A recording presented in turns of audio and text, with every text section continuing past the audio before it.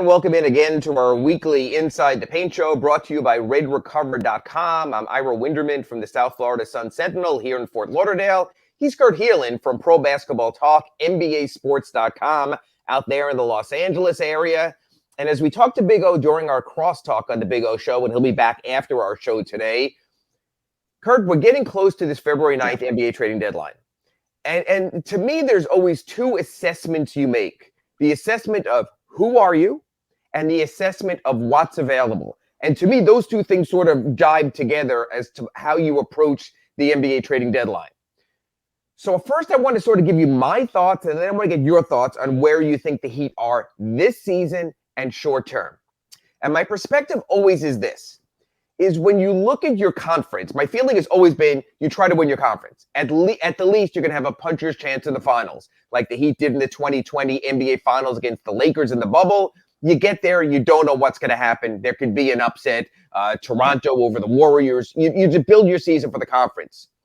So when you look at the East, you say to yourself, well, Boston looks like they're built for the long run. With the two Jays. Remember when there was a time, Jason Tatum and Jaylen Brown can't play together. We got to break it up. That time was last year. It was less than this time when they were like basically in 8th place in the East, and then they came around. They're for real. I think as long as the Bucks have Giannis singularly, they'll be for real. And they've shown by giving up the draft choices for Drew Holiday and what they've done, they're for real. The Sixers constantly are clutching and grasping. Two things about the Sixers we don't know about Joel Embiid's health. We saw last night against the Clippers when Joel Embiid is on the top of his game. Oh, yeah. I think he's the best big man because I think he's the best two-way big man in the NBA, with all due respect to Joker, and all due respect to some of the other elite big men. So you have them also. The Nets are flighty because you don't know who's staying and who's going. Kyrie could be gone by the end of the season. Durant could be hurt or just unhappy again. So I'm a little uncertain with him. So when I'm the Heat and I look at the East, I'm saying, how am I going to be better for a long period of time against the Celtics and maybe what the Cavaliers become? Because with Garland and Donovan Mitchell, they have their backcourt of the future. Jared Allen, he's still young. The Nets traded him as a young player. He's still young. You still have Mobley there. He's coming around. So those are the two I'm probably chasing. So the question I want to start with you, Kurt, is this. We know the Boston core, relatively young, the Jays. We know the Cleveland core, definitely young, with their backcourt. Philadelphia, with Daryl Morey, seems like he'll bring in anyone and anything he can to stay relevant. The Heat future core is Tyler Hero and Bam Adebayo. Is that, honestly, Kurt, you're out in LA, so people can't come to your house and knock on your door now, so that's good. Is that really a future core, or honestly, is that just two guys? It's more than two guys. It's 2/3 of a future core, but I still think you need a true ball handling alpha number one option. I don't think Tyler's that. I think he's a second option. I think Bam is a great secondary piece and defensive anchor.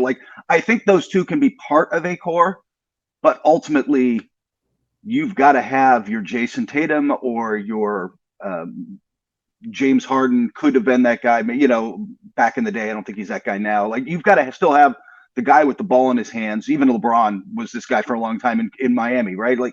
The guy in the ball in his hands who's the true alpha, who's the guy in charge of this team. And I don't think the Heat are there. I don't believe, by the way, they think they're there. I will also say this, Ira, because I just watched them now twice in the last couple nights out here in LA.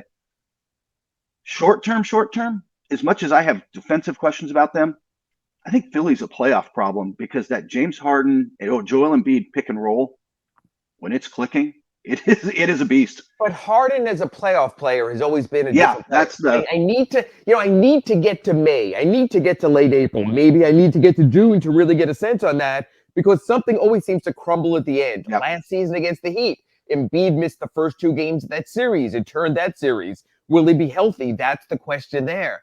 So let me turn it the other way then. Let's talk about living in the moment because you did see the Heat twice a couple of weeks ago out in LA against the Lakers and the Clippers in person. Obviously, they've mostly been good. They had that run of 12 wins in 17 games until they lost Monday against Atlanta. We saw the Heat three seasons ago get to the NBA Finals. We saw them within one shot of the NBA Finals last season. Boston, Jimmy Butler pulls up for the three and misses. We now know, doing these RedRecover.com Inside the Paint shows for more than half the season, maybe the Heat relied a little too much on what happened in that one game against Boston by bringing it mostly back without PJ Tucker and thinking that's enough. When you look at the East this year, if the Heat are their best version, everyone healthy, we've only seen that I think 14 games, the prime roster, the prime lineup together, everyone healthy, everyone playing at their best. So Victor Oladipo playing like he is right now, Gabe Vincent stepping up his game to a degree, giving you somewhat of a 1-2 backcourt in the bench. What's the ultimate upside of the 2020-23 Miami Heat that if you're going to the NBA trade deadline and saying, hey, if we had just one more piece, is that enough? Can the Heat do anything to crack the top three, which to me is Boston, Milwaukee, Brooklyn? Do they have enough to crack the top five, which you put in Philadelphia in there and certainly can put in Cleveland in there? Yeah. Enough to, and I know it's hard to hear this in South Florida, do they have enough to get past the Knicks? I think they've got enough to get past the Knicks. But I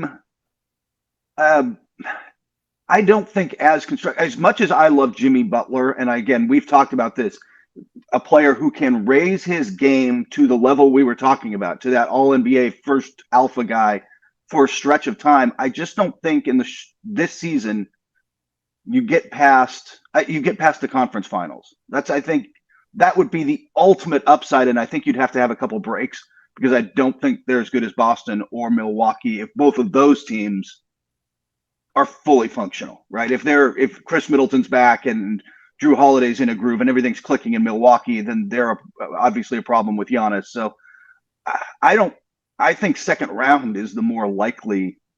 Again, it depends on where you land. If you get up to that sixth spot, you're still going to get Brooklyn in the first round, and that's right.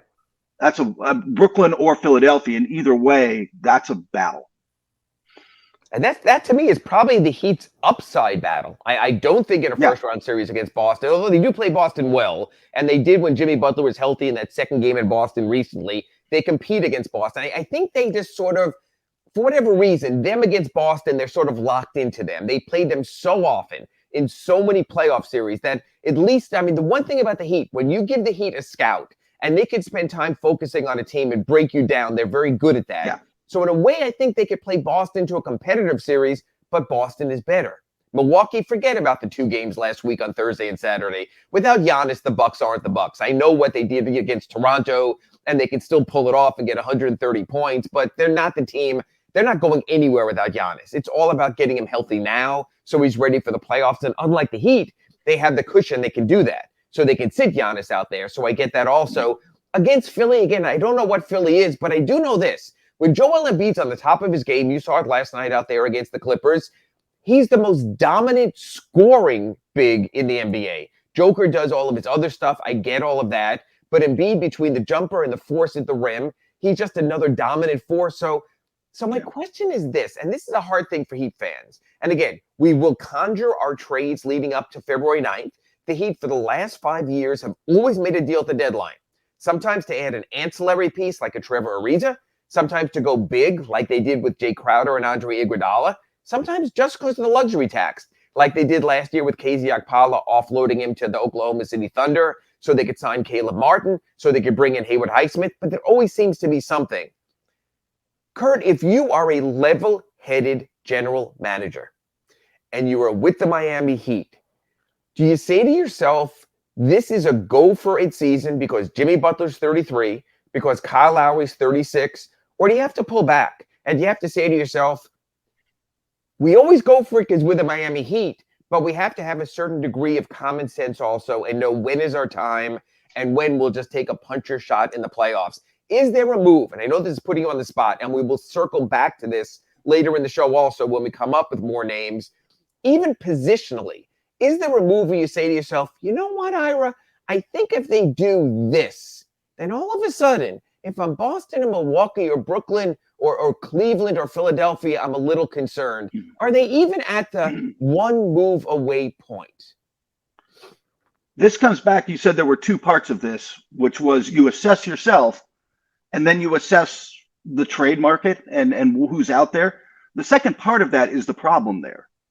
There is the best players likely to be traded at the deadline this year are not even all-stars. It's John Collins, it's Bojan Bogdanovic, it's guys of that level.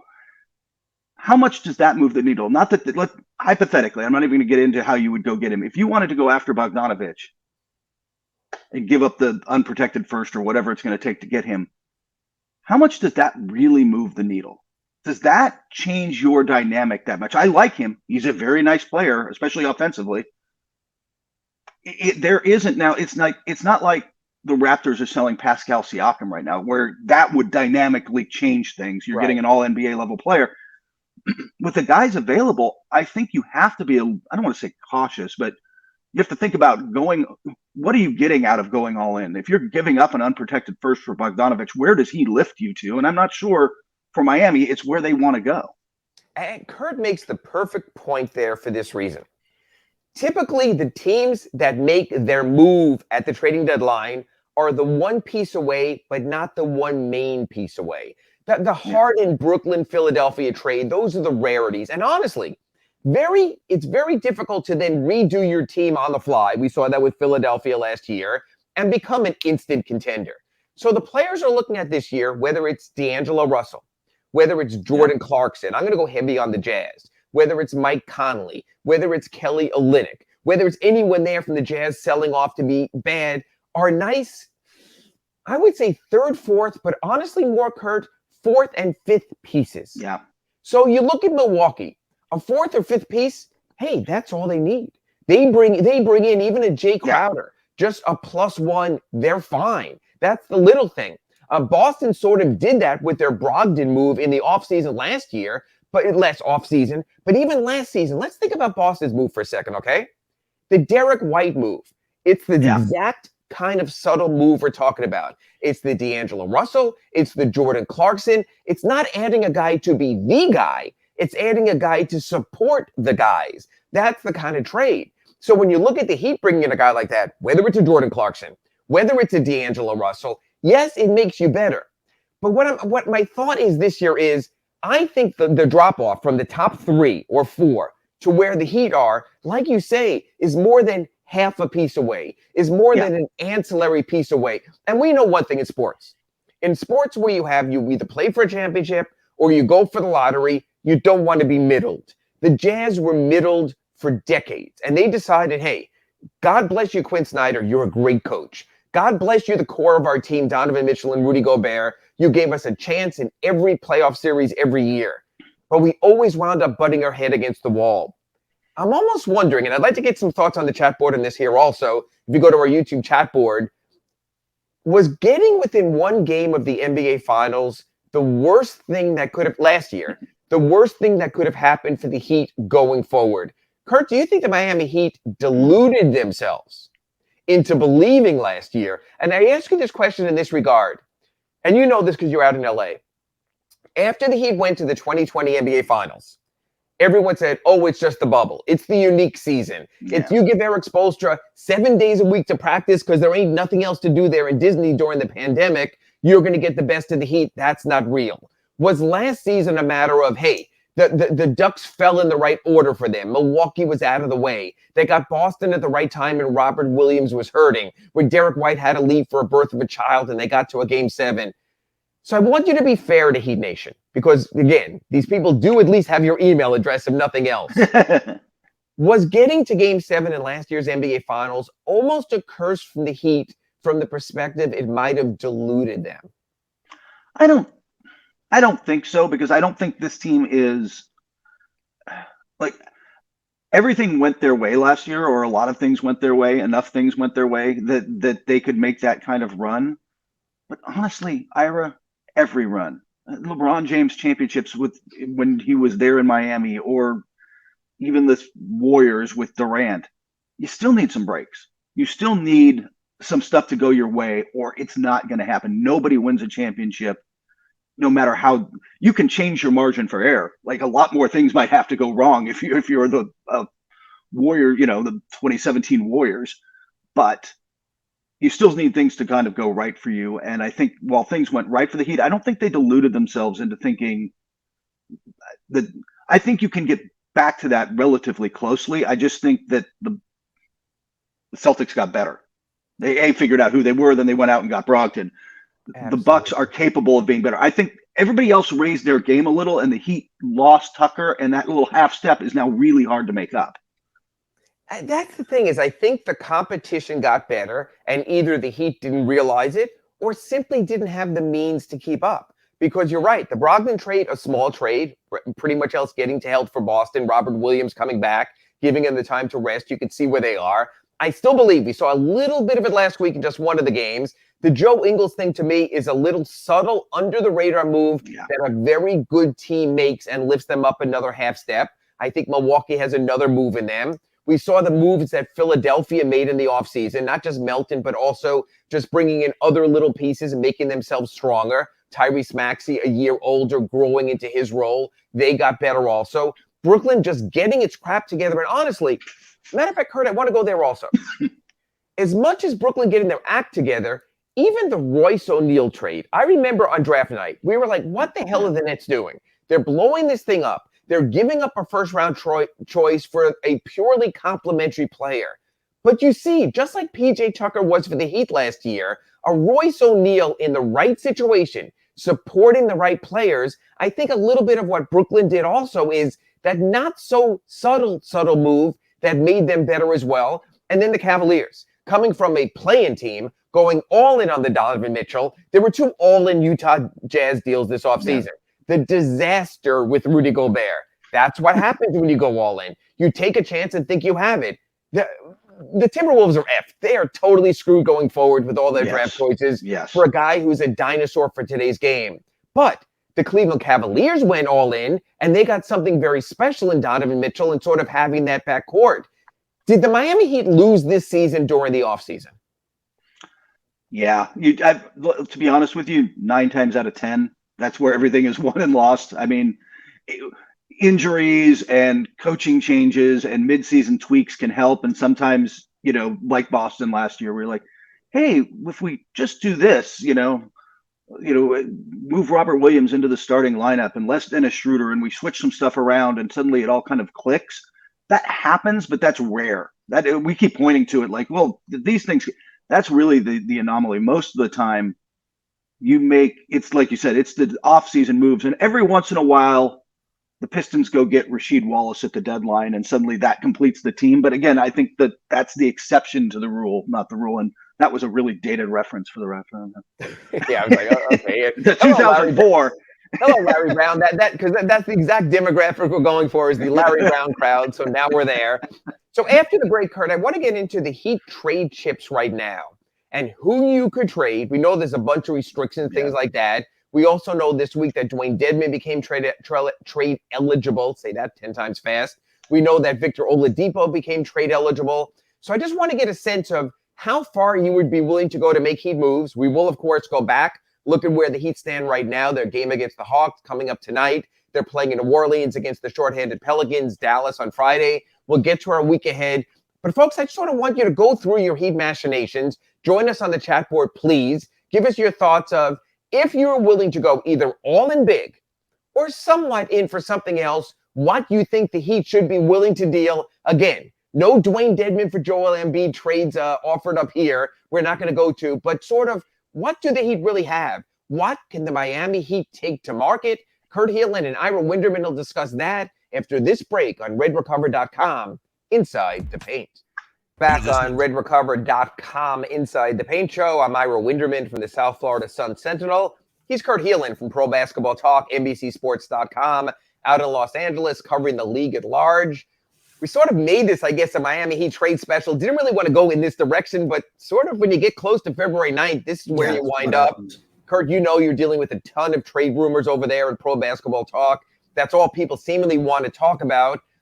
Again, I don't think the Heat are in a horrible place. I think the Heat are competing for a number 6 playoff berth, trying to avoid the play-in, sort of where they are, look like they're trending toward a winning record. Atlanta, I think, was a one-off on Monday. They were competitive in the game. They still have to get whole, waiting for Kyle Lowry to get back. He's been upgraded for questionable tonight's game against the Pelicans in New Orleans. So there is some hope on that stage. And I want to get into Kyle Lowry a little bit. When the Heat signed Kyle Lowry 2 years ago, it was at Jimmy Butler's behest that he wanted his friend there. We need a true playmaker. Goran Dragic was more of a scoring point guard, as he's been everywhere, whether it was Houston, whether it was Phoenix, whether it was when he first came to the Heat. Kyle Lowry was still close to the top-ish of his game in Toronto, was 2 years removed from a championship there, had also shown he could work with other scorers when he played with Kawhi Leonard, later with Pascal Siakam. And then he sort of came to the Heat and got old in a hurry. There's a bunch of rumors out there of teams looking for veteran point guard leadership, Minnesota being at the front of the list. And there's some talk about the Heat trading Kyle Lowry, has 2 years left on his deal, for the 1 year left on D'Angelo Russell's contract. Kurt, when you look at Kyle Lowry, if you're a general manager, whether you're up there in Minnesota or whether you're around the league, is that someone you still look at as someone who is of this moment? Or do you look at him as someone whose time has sort of come and gone? Is he in any way a trade asset? Not much of one, just because I think this season in particular he's not giving us much in the future. I think, look, he'll get another contract after this one, probably not for a ton of money. And he might be moving into a more limited role. With whatever team he's with, he's sharing point guard duties with player X somewhere. I don't want to say he's not a trade, because he's still got he may be one of those players right now, Ira. He's more contract he's an expiring contract. That may be more attractive. He has 1 more year left on his deal. That's right. No, he has 1 more year left. That's right. And that's the rub, is I think in the offseason, he'll be somewhat of a chip. I think right now you're looking at a pretty good load of money there, which is why the D'Angelo Russell trade's been mentioned, because he isn't expiring and that he can get off that money to a degree. So I just want to sort of, because a lot of people have been throwing this at me, so I want to sort of step it back just a moment. If the Heat offload Kyle Lowry for nothing but an expiring, just to get off his money, to set up their future, next year Tyler Hero's extension kicks in, you still have the big money on Jimmy's deal, the big money on Bam's deal, and to a lesser degree, the money on Duncan Robinson's deal, and we'll get to him in a moment. Yeah. And this is a hard one here, because you feel like you've put yourself at a loss. You gave up Precious Achiuwa. You gave up an asset in Goran for whatever that was. Are the Miami Heat a better this sounds kind of not good for the Heat front office. Are the Miami Heat a better team without Kyle Lowry?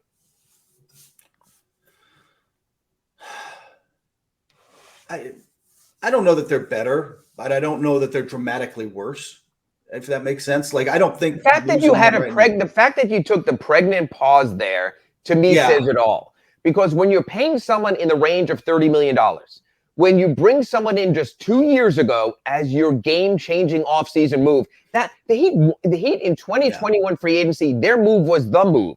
It was getting Kyle Lowry. It was New Orleans thought they had them. It was the Knicks thought they had him. It was Philadelphia thought they had him, to a degree that there was a tampering charge brought against the Heat, and the Heat did lose a second-round pick just because of Kyle Lowry. That was the move. Now you look at the way Gabe Vincent played last week against Milwaukee. 27 points, 25 points, scored in double figures against Atlanta with Kyle out there. They've had a winning record when Kyle's been out of the lineup.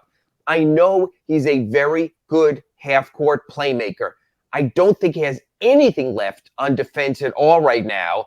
I think the Heat are almost pulling him along instead of him helping lead, and I think that's where you get into trouble. I think that's actually a really good point, especially in that you get to the playoffs, which is ultimately what you're making these trades for. What you were talking about is, hey, the game slows down, and you really could use a guy in the half court who can still make at the level of Kyle Lowry, except he's now going to get torched on the other end. When I've got time, when I'm name your other coach, it doesn't really matter. I'm going to be able to target guys. And if I think I can target Kyle Lowry, then you end up in a situation where it becomes harder to play him because he can't help you defensively enough to stay on the floor. So, yeah, I don't know if they're better off without him, but I don't think you'd be dramatically worse, which is, like you said, because he's got that extra year, that might make it more difficult to move him, just because whoever team brings him in knows they've got another year of this. Right. And unless they view him differently, maybe they're more of a half-court team. Maybe they're just desperate for the veteran leadership that they don't have because they're a younger team. Maybe I could see that. But even then, the Cleveland Cavaliers bring in the Ricky Rubio types to work with Garland, to work with Donovan Mitchell. Someone like that who has no expectations of major playing time, but is there to sort of be a mentor and guide the players, but not to get in the way. I think the problem with Kyle is almost he still views himself as, Eric Spoelstra says Hall of Famer. I don't know if he's going there, but it's sort of elite point guard Kyle Lowry that deserves everything that goes in his direction. It's hard to get older in the NBA. Some players that step back like Dwayne Wade, it's like, whoa, you got to shake the cobwebs for a second and then realize, okay, this is who I am now, and I can still age gracefully. I think for certain players it isn't. The reason I talked about Kyle is I want to segue to something else that I think has been a major Heat bugaboo, but also what they're praised for. And we saw this on the broadcast on Monday Eve also with Reggie Miller and Kevin Harlan when they were calling the game. The Miami Heat gets so praised for taking the undrafted player and making something out of them. And they were talking about Gabe Vincent coming off his the 27 and the 28 and the 28 and 27 point performances against the Bucks. And they were talking about Max Strus and how he stepped in and helped the team also. Here's my question to you, Kurt Helin, is this. The undrafted player who becomes a complementary piece helps your team and supports the other players. Rarely becomes that leading man. I think they made a mistake in that regard with Duncan Robinson, even though he was to complement with his shooting. Max Strus is going to be a free agent in the offseason, unrestricted. Gabe Vincent is going to be a free agent in the offseason, unrestricted. Omer Yurtseven, who hasn't played this year, but certainly had a hell of a run last year, is going to be a free agent this offseason, restricted. Should the Heat consider at this point moving off some of those players for the simple matter of you can't keep getting caught with the Duncan Robinson contracts, with the quote-unquote Pat Riley falls in love with his own? In other words, I'll throw this to you right now. I spoke to Big O about this on our Accurate Pembroke Pines report last week also. Gabe Vincent might command $12 million a year. I think we spoke about this last week also. Yeah. Max Strus, a shooter, still has a value in the league. Maybe not like the Joe Harris and Duncan Robinson contracts, but maybe 12, 14, 15 million a year. Omer Yurtseven is still an intriguing enough big to get something on the market. What's the Heat future for those three? Do the Heat say, nope, we're the developmental team, we got these guys, we're going to take them along the next step? Or do you have to maybe say, you know what? If we flip something tantalizing at the trading deadline, maybe just to get a piece that helps us right now, we can make it work that way? I guess that's hard to answer in the abstract because it would kind of depend on the player and the piece, but I would be willing to move on. Look, I'm a huge Gabe Vincent fan. Again, go UC Santa Barbara where my daughter's going to school. Like, I've been watching more of them this year than in a while. But that said, if you can flip him for something, especially longer term, of more consistent value, I would consider it. Now, that's also a position of need around the league. So maybe you can bring back something for Gabe. But I don't think you can fall too in love with those players. And, if you can, look, I'd resign them at the mid-level ish, which is going to be 11, 12. Like, I don't think that's a terrible number for either of them. I think that that's kind of what they are. Where you get in trouble is, like you said, the Duncan Robinson contract. And if you can bring back a good player and a pick for either one of them, to me, that's hard to pass up. You can't. I think you're right, by the way. And it's not just a Pat Riley thing. Teams fall in love with their own guys. They overestimate the value because look how good he fit with us in this one situation. Yes. And you can overpay a guy for that. And you don't win with complementary players. There's a reason lottery picks are so valued. It's the greatness at the top, and everything else flows down from that a little bit also. On Sunday, January 15th, players who signed for larger than 20% raises in the offseason using bird rights became trade eligible for the first time this season. Most people think that's the December 15th date. For the Heat, that was the date that Victor Oladipo and Dwayne Dedmon became trade eligible.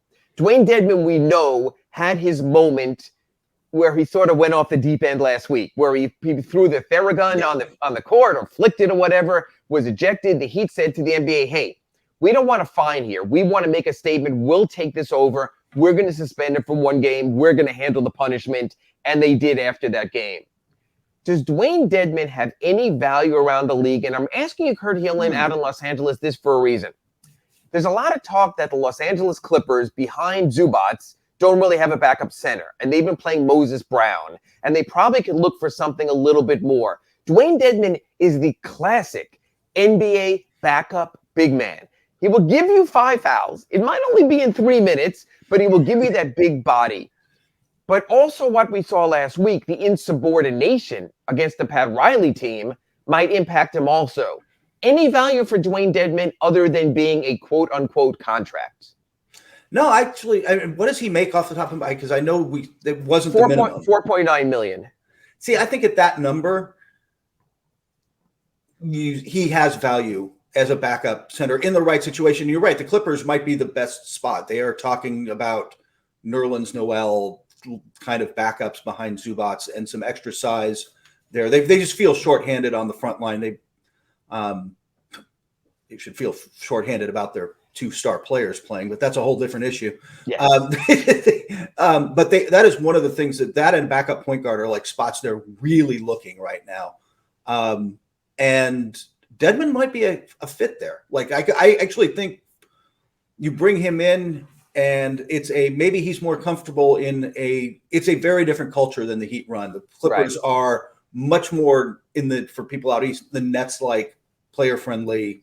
They are trying to contrast themselves that way with other franchises. They want to be seen as a very player friendly organization. And so you get a lot. I don't want to say you don't get any pushback or any of that, but it's not as structured as the Heat. Well, what was your thought on the reaction around the league for Dedmon's suspension? Is that just a player having a moment and let's just move on? Or is that this guy is trouble? Have you sensed any feedback on what you've read, what you've aggregated, the people you've talked to out there with Pro Basketball Talk at NBCSports.com? No, I think it was seen as more. I mean, he's like an emotional guy. So you are getting an emotional guy who's a little more prone to that than maybe some others. But I don't think there was this, oh my gosh, he is untouchable. He's a cancer. Stay away type of warning off of him from that incident. I think it was more seen as a moment that the Heat dealt with. And so I think again, for a backup center, teams, unless it gets, I don't want to say they won't bring him in because of reputational problems to Marcus Cousins, but like, I think it's less of an issue. Like you have to be a real problem before they won't go there. And I agree. And again, you've seen the limitations of the Lakers had a tryout last week. They brought in DeMarcus Cousins. They brought in Myers Leonard. They don't know how long Anthony Davis is going to be out to cover themselves. So that's the level the league is looking at anyway, basically on that level of contract, a minimal, if not minimum contract. The other player who became trade eligible Sunday is Victor Oladipo. And I really want to step back here as I lean back on camera and throw this to you, Kurt, is this. A lot of times you fall in love, we've used that phrase a lot, man, that'll be a Valentine's Day special, but you fall in love with the comeback player and the player who was once something and is pushed back to close to what he was. Victor Oladipo is now 30 years old. He was at one point pretty much teetering the line between star and almost superstar in Indiana. Yeah. Then he had the knee and the quadriceps injuries. You're the Miami Heat, you look at Victor Oladipo. Are you looking at him as hey, he's a Heat culture guy, he's a long-term guy, we will re-up him in the offseason if he doesn't pick up his $9 million player option, we'll do something with him? Or do you say, hey, this is a nice story, but we are the team of Adebayo, we are the team of Hero, we are the team of Butler, let's not overstate this. When you look at the Victor Oladipo comeback story from afar, where do you see that settling in right about now? I think he's more Heat culture. They keep him unless you get a really great offer. And I got a feeling, teams are calling. He's played so well over the last 2 weeks, 3 weeks, that they're getting calls, but those calls are going to be lowball, right? They're going to be vultures circling, hoping to, hey, you're going to give him up, right? Like you're not going to.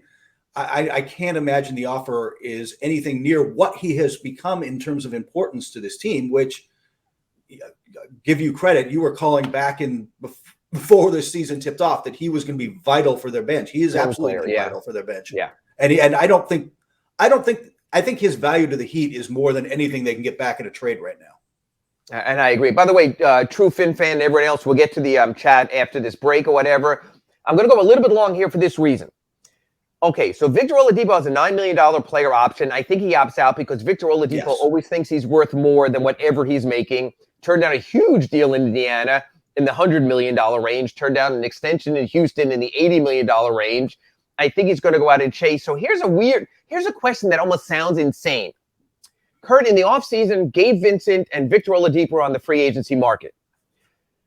Both you're willing to go up to about $12 million or so, but Vic wants more. Let me ask you this, Kurt Helin. Gabe Vincent at 25, Victor Oladipo at 30. You're willing to offer one 3-year, $36 million deal. If you're the Miami Heat and Vic says no, do you just take Gabe Vincent or do you push a little more for Victor Oladipo? That's what I'm trying to get a sense of, the push-pull. How much is he really valued? That's a really good question. And it'd be interesting to see if more than that was out there. With Victor Oladipo, wouldn't you think going forward that somebody might be willing to give him 15, but 15-2, like 230? Right. Because I don't want the years. It's that third year that scares me for a guy who has missed so much time. I would probably just jump at Vincent because I think again, point guard's such a key position in the league. And if you can have a solid backup point guard who can fill in when needed as a starter, but mostly just give you 20 solid minutes a night, the Tyus Jones of the world, like that is just a tremendous value around the league. And if you can get that at $12 million with the rising cap, that is going to be a steal in a couple of years. Yeah, no, that's why it's interesting. So again, I'm not saying they're the same player. I'm just saying the machinations sort of get in the way. Yeah. Anyway, I want to get to the Heat on the court because we should discuss that at least for one segment a week. So we'll discuss that on our next segment when Kurt Helin from Pro Basketball Talk, NBCSports.com, Ira Winderman from the Sun Sentinel. We join you on RedRecover.com, Inside the Paint, segment 3, coming up next. And we're back on RedRecover.com, Inside the Paint, our third segment. If you missed either of the first two, go to any place you can find the podcast for the Big O Show. We talked about Heat trade options in our first segment. We talked about who's tradable for the Miami Heat in our second. Want to take it on the court now. Back with Kurt Helin from NBCSports.com, Pro Basketball Talk. I'm Ira Winderman from the South Florida Sun Sentinel. Again, this is RedRecover.com, Inside the Paint. Kurt, the Heat had a couple of victories last week over the Milwaukee Bucks on Thursday and Saturday. Saturday on national television without Giannis Antetokounmpo. Now, Drew Holiday's terrific. He's having an unbelievable season, making some unbelievable shots. You're seeing Brook Lopez and what he can do, why he's a Defensive Player of the Year candidate. You know, you don't have to be the most agile big man, but he just gets in the right place at the right time. When you saw the Heat win those two games, did you say to yourself, statement victory? Or do you say to yourself, the modern NBA where no one plays? More the latter. Look, you got to beat. I think one of the things you have to do if you're going to really be a top 6 team in the East is beat the teams you're supposed to beat and beat the teams you catch at the right time. And you caught the Bucks at the right time. Like I don't think it's a secret. And you said it earlier, they're not the same team without Giannis. Like without Antetokounmpo, they're okay. I like Brook Lopez. I like Drew Holiday. They're not close to the same team. That whole team is built around their superstar. So you caught them at the right time. Those are nice wins, but they're not statement wins. That's not beating a fully loaded Bucks team on national TV. The one thing I will say about this, when the Heat were humiliated in the first round of the playoffs 2 years ago against Milwaukee in the first round, and Bam Adebayo kept trying to take the ball either at Brook Lopez or kept missing foul line jumpers, his floater and mid-post game right now, I think, was on display in both of those games, and it showed you the growth in Bam. That little floater, what I think is a bad shot from the dotted line. If you become great at anything, it's not a bad shot. It's like the Tim Duncan bank shot. No one shoots that. Why would you shoot that? That's not a good shot. No, that was his shot and was a great shot because he perfected it. I think Bam took a step forward against Brook Lopez, where if they're going to play a drop coverage, he could step up. He could score against that. So I think that was a step forward for him in those games. I think Jimmy Butler just getting to the foul line and showing how he can be dominant in that matchup. He was terrible 2 years ago in the playoffs. Remember when he said, we're number 6 seed, but I'm going to be super, super great in the playoffs. And then they were swept out, and it was humiliating to him in the first round. So I think there were some minor statements made there, just like you said, There's still 2 games coming up in Milwaukee later this season. Those will be more statement games, so I can totally understand that. Then I want to get into the sort of the NBA culture of the afternoon game. The Heat go to Atlanta for an MLK afternoon game. You lose your shoot around because if a game starts 6 or earlier, teams generally don't go to the arena, take the bus all the way back, go back in traffic. So it's a little different there. We know the Heat love to have shoot arounds. We know the Heat love to practice. A little different from them. And Kurt, I want to get into this. The Heat lost that game out in LA as the weak stepchild. The Clippers have played those god-awful noon games at what used to be Staples Center, now Crypto.com, for years. And I remember even when Doc Rivers would go in there, and he'd lament how the Lakers were always a 7:30 game, and the Clippers had that noon Sunday start, 3 o'clock Eastern, sometimes even against NFL games. And that's among the reasons why the Clippers are getting their own arena now out in Inglewood and going out on their own so they can get the better days.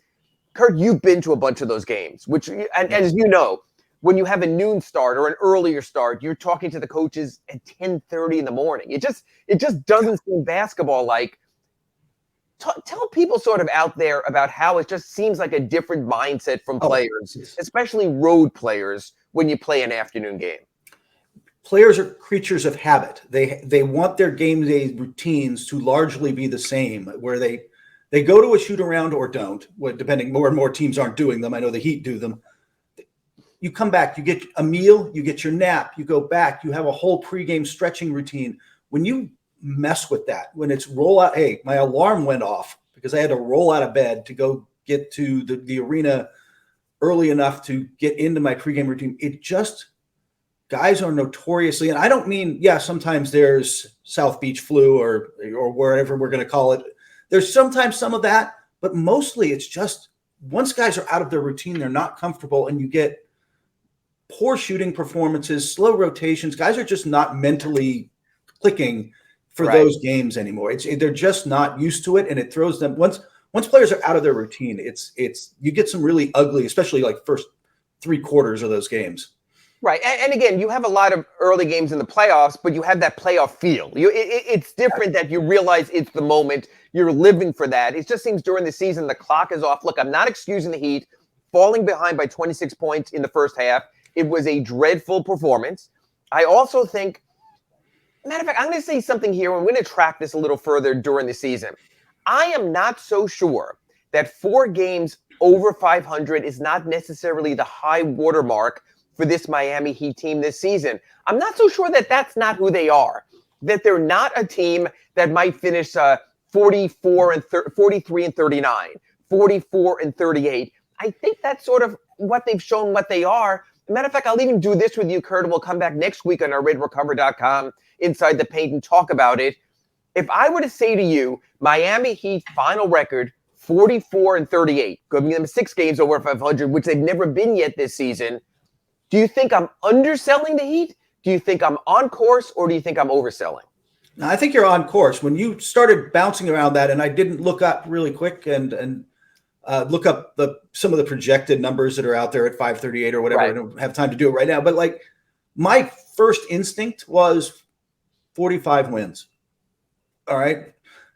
44 is like in that ballpark, right? Like I think that's where they can land. And that gets you hopefully to the 6th seed. You're probably battling the Knicks for that spot. But like and maybe that's maybe about the range. Indiana also. Yeah, we tend to leave them out sometimes.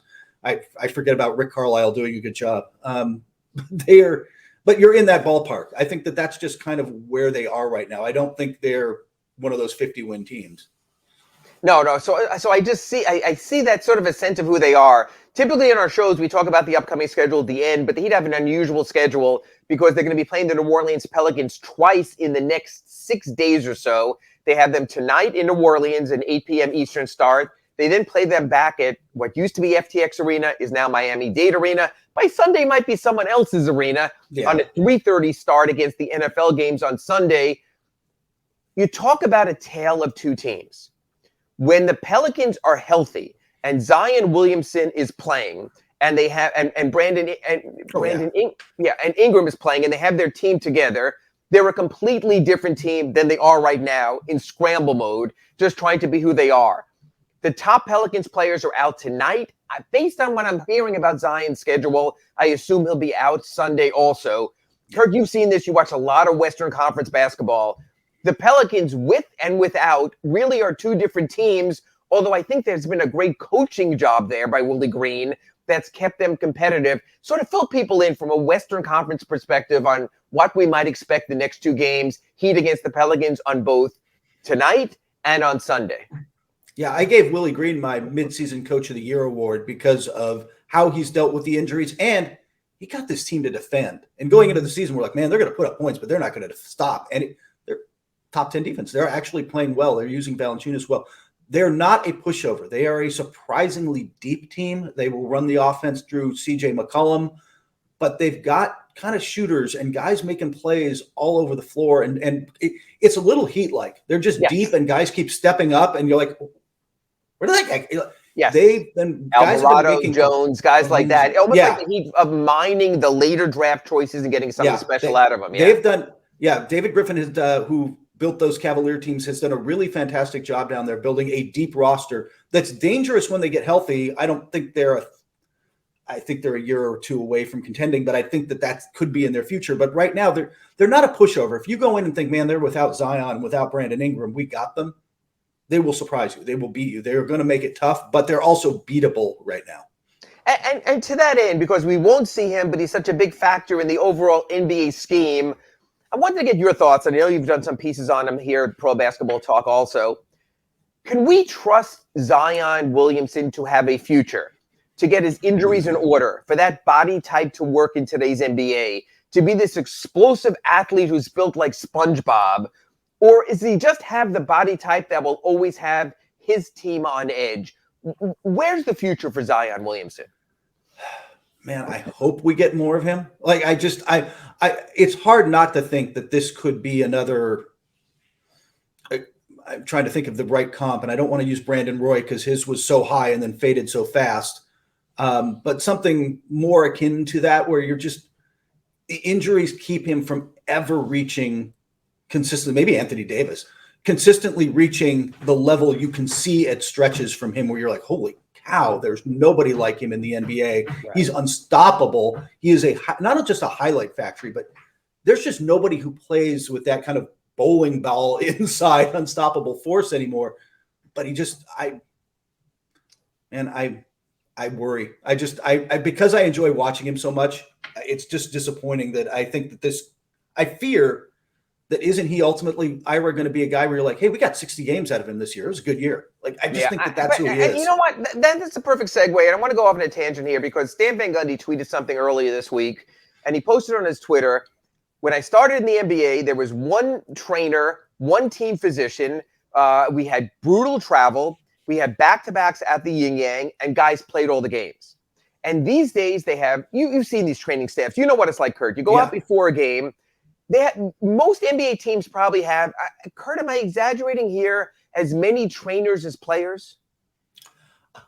That might be a little high, but there's probably at least 6 per team. It just seems like it. And ancillary people also, you see them on the court. Everyone's stretching their own individual player. You have all of that. It almost seems like today's expectation of the NBA player is, it's almost a pick and choose. Here's the 82-game schedule. Here's the 60 games I'm playing right now. So you turn on a national TV last night. You don't see Giannis. You don't see Giannis on Saturday when they were playing the Heat. It's almost the expectation. Tonight, no Zion Williamson. Is there something fundamentally wrong that it's accepted, like Kurt Helin just said, that we're just at a point right now that you say, I'm going to see Durant for 60 games. I'm going to see Kyrie for 60 games. I'm going to see Anthony Davis for 50 games. I'm going to see Jimmy for 60, and that's just the way it is, that 1 out of every 4 games, you won't see an NBA star. And I want you to answer that, and I'm going to follow up with one other point. It's funny. The Lakers had a back-to-back, and we were watching the first game of this weekend win, and we're discussing, hey, is LeBron going to play against the Rockets after having to play what was a physical, tough game against Philadelphia? Right. And I think, honestly, if the Lakers had won that first game, it hadn't had the ending and they had lost, I think he would have taken the game off. I think the fact that they lost 3 in a row pushed him to, admittedly sore, come back. I think that's where a lot of players are. They are looking for their rest. They are looking for those spots.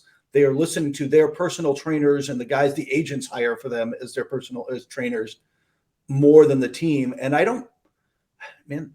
again, we've discussed this, Ira. It just, all it says to you and me and everybody on the chat board and everybody watching is regular season, whatever.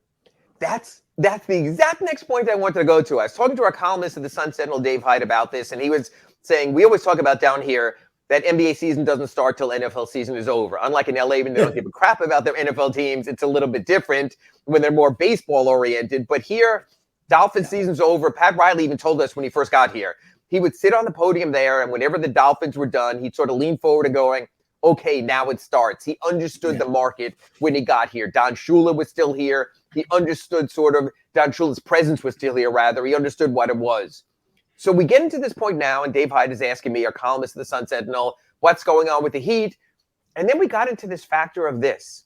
Now that 20 of 30 NBA teams play beyond the end of the regular season with the play-in tournament, Kurt Helin, and this is the reason we began our first two segments today of RedRecover.com, talking inside the paint show, talking about transactions, and now it's become more of a transaction league.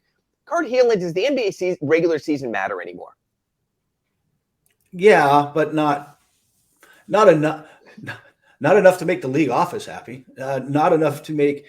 I don't think the broadcast partners. I think that this is ultimately the league's issue. And by the way, Adam Silver, if you're listening, midseason tournament is not the answer to this problem. Oh, we got a new banner. Yes, exactly. Yeah. But I think that is his attempt to deal with what we're talking about, which is because there are so many games, because there are 82. The value of each game is just not that intense. And I'm not sure, by the way, how much it'd be interesting. It'd be an interesting thought experiment if you cut it back to 60. How much does that change? How much does the scarcity argument change things? But that's just a thought experiment because I'm not sure you and I are ever going to see that, Ira. So I don't want to say it doesn't matter, but each individual game just doesn't matter like it used to, and guys are just not concerned about it. And that's why we wind up talking about transactions here. Only got a couple of minutes left on the show. Tomorrow, the NBA All-Star voting third round is going to come out. What's been interesting down here from our perspective is top 10 Eastern Conference front court players are listed. The league doesn't give votes beyond the top 10 on the initial fan balloting, counts 50% towards starters. Jimmy Butler's been fifth. No issue with that whatsoever. I think it's clear cut in the East when you have Durant, when you have Giannis, when you have Embiid, when you have Tatum, that one of those four is not going to start. They all deserve it. No issue. Bam Adebayo not in the top 10 at all. Does this league and does this fan base in the NBA undersell Bam Adebayo? Or when you do all the little things, is that not what fans are looking for? Yeah, I could say, I think sometimes he just, because I think the coaches will we discussed this. I think the coaches put him in because they appreciate the not sexy things he does. But hey, playing good defense and hitting floaters from the dotted circle, it's not getting you on the high. You know what it gets you? You know what he gets? He doesn't get any highlights on SportsCenter. He gets hey, Bam Adebayo had a nice game with 18. Right. And a 20 and 12 or something like that. Yeah. So quick question on that voting, because again, I always turn to Kurt Helin first instead of John Hollinger. John Hollinger says Miles Turner deserves it over Bam Adebayo. I'm putting on the spot right now, Kurt, as we run out of time. Could you buy into that? That some people, because of Indiana's record, if it's better at the time, might vote in the coach's Miles Turner over Bam Adebayo. Also, Miles Turner's having a really nice year. Like, I don't want to take anything away. He's having his best career on a team that's winning games, and he's blocking a lot. He's doing the sex. He blocks a lot of shots. So Julius Randle over Bam Adebayo. Look, he's come on of late. So that really sometimes sticks in coaches' minds, but I wouldn't. I don't think. I think there's. By the way, I think there might be room for Turner and Adebayo. We'll see. I'll tell you. By Friday, I have to put up my list. I have one of those media votes for this. I have the media votes for the starters. So I got to make that horrible Tatum versus Embiid decision. But it's tough with Durant in there, or Durant missing the time with the injuries. Last question here before I let you go on this week's RedRecover.com Inside the Paint Show. We talked about New Orleans. The Heat of Dallas on Friday. The Mavericks, an MVP candidate, supporting cast not as good. How do you look at Heat Dallas on Friday? National TV. Watch the role players. If the role players are hitting shots, they're almost impossible to beat. Otherwise, it's the world against the world against Doncic. He's going to put up numbers, but you can beat him. Caleb Martin, defensive special. We shall see. Bam Adebayo out on the switches. We'll talk about that all next week on RedRecover.com Inside the Paint Show. He's Kurt Helin from Pro Basketball Talk, NBCSports.com. I'm Ira Winderman from the South Florida Sun Sentinel as the Big O Show rolls on.